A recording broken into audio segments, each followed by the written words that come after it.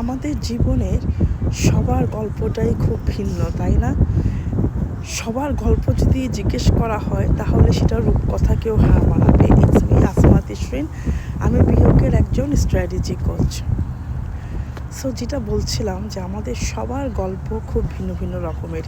এক একজনের life experience ঠিক এক এক রকম। কারো অনেক পেইন, অনেক চাইল্ডহুড ট্রমা, কারো চাইল্ডহুড ভালো গেলেও বর্তমান সংসার জীবনটা একেবারেই ভালো যাচ্ছে না।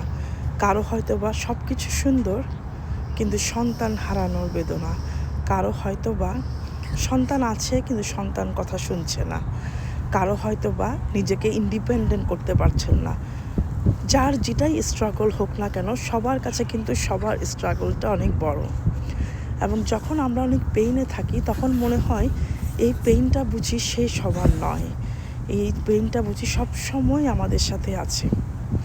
সো আজকে আপনাদেরকে আমি বলবো কিভাবে আপনারা নিজেদেরকে ভেঙে আবার নতুন করে করবেন। ফার্স্ট অফ অল, নিজেকে ভেঙে গড়ার কোনো স্পেসিফিক কোনো সংজ্ঞা আমার কাছে নেই, তবে আমি আমার এক্সপিরিয়েন্স থেকে যে জিনিসটা বলবো, সর্বপ্রথম আপনাকে যেটা করতে হবে, নিজেকে ভিক্টিমাইজ করা বন্ধ করে দিতে হবে। নিজেকে ভিক্টিমাইজ করতে আমরা মেয়েরা অনেক বেশি পছন্দ করি। এই জায়গাটা থেকে আমাদেরকে উঠে আসতে হবে। কারণ দেখেন, আপনি কাউকে যে যদি আপনার দুঃখের কথা বলেন, কষ্টের কথা বলেন, কিছুই হবে না। দিন শেষে কেউ হয়তো বা বলবে, হা ও কত কষ্ট করেছে, আর অনেকে বলবে, আরে সে তো ভালো ছিলই না, ওর সাথেই তো পড়ে নাই, তাইলে আর আমার সাথে কিভাবে হবে। এই কম্পেয়ারগুলো মানুষ করবে। তো আপনাকে সবার আগে নিজেকে ভিক্টিমাইজ করা বন্ধ করে দিতে হবে। এখন ভেঙে গড়ার ক্ষেত্রে সেকেন্ড হচ্ছে, আপনাকে ঘুরে দাঁড়ানোর জন্য আপনাকে চিন্তা করতে হবে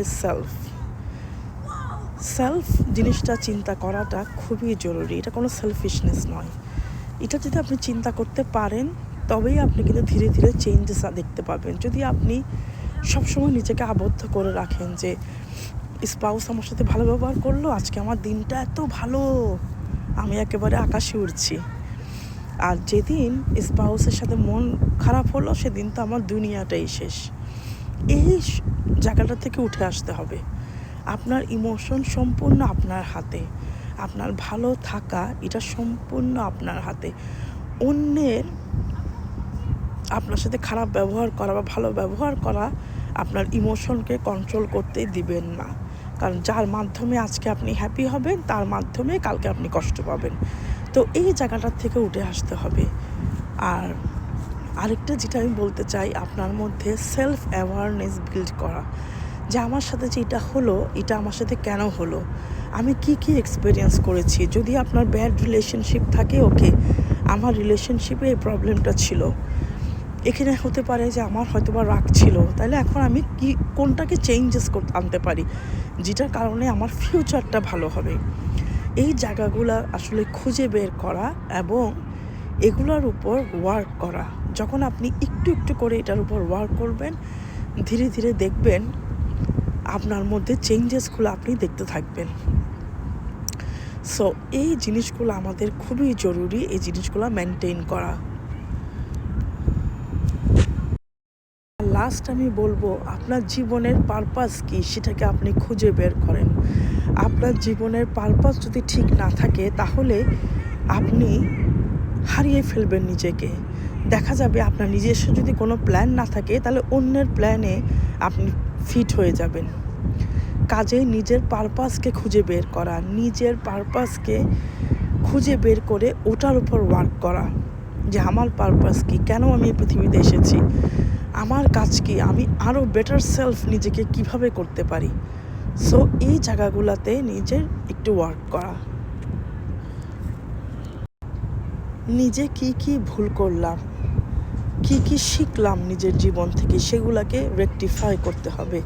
যখন আপনি এগুলো সব কিছু রেকটিফাই করবেন, খুঁজে বের করবেন, তখনই কিন্তু আপনি নিজেকে আবার সুন্দর করে ভেঙে গড়তে পারবেন।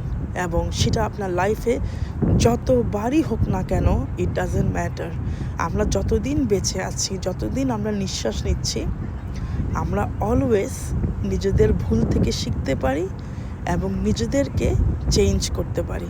সবাই অনেক ভালো থাকবেন, মনের যত্ন নেবেন।